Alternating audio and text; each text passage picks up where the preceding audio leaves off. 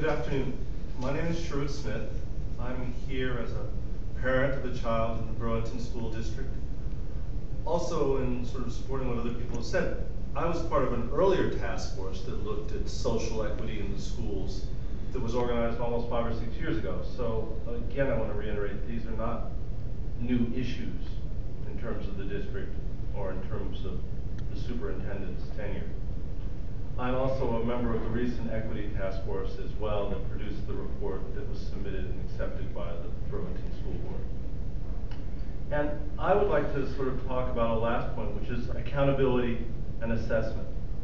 And the 3 points that I think it's important to make in terms of both the present and activities that occur are the need for consistent long-term assessment that is both transparent and that integrates a variety of people so that there's accountability across the different areas, whether that's our New American community, whether that's our cross socioeconomic difference, race, gender, class, so that there's a clear representation so that all parties feel like they have input to that assessment process to the board.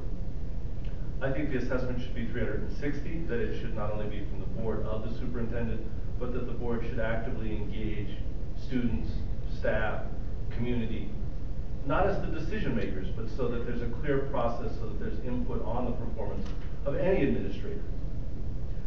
I think the process needs to be transparent so that the community understands what the criteria are that will be used to do the assessment, so that as they're gathering information, people are clear about how the information will be collected, how it will be distributed, if it will be distributed or not, and when and how a final outcome will be reached and who will be involved in that process.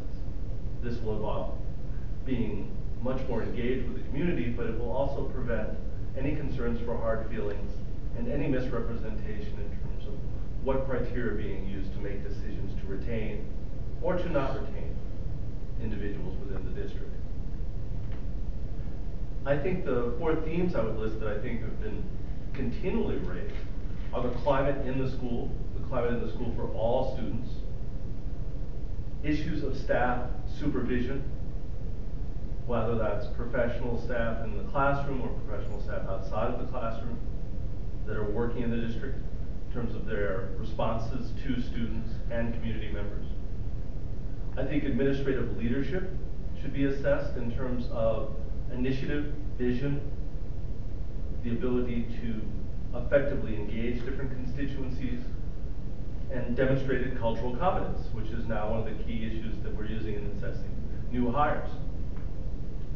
I think that the position of superintendent should be clearly assessed in terms of retention and recruitment of staff and of students, that there needs to be clear data on students who leave, on why they leave, and the same in terms of staff.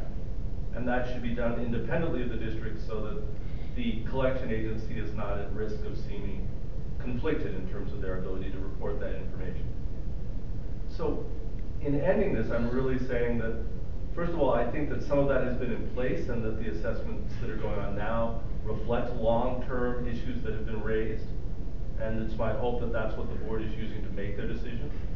And that there needs to be a greater transparency, a greater engagement in that process for all involved, and that there needs to be clear data collection both in the terms of surveys and quantitative information, but also in qualitative information from comments, interviews, and group forums.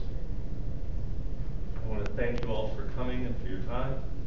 And as the last speaker, to open it up for questions for any of us here now that any of you might have. Thank you.